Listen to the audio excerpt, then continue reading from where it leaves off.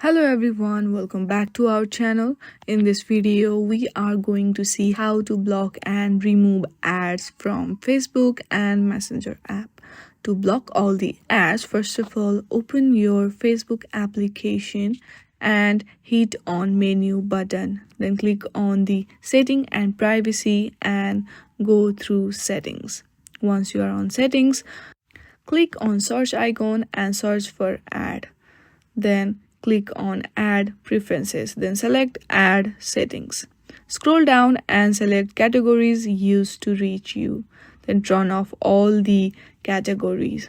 Go back to your page and click on Ads Shown outside Meta and click on Not Allowed.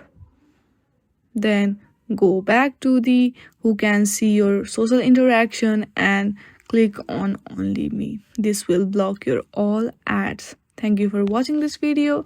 If you like this video, then please do not forget to subscribe our channel.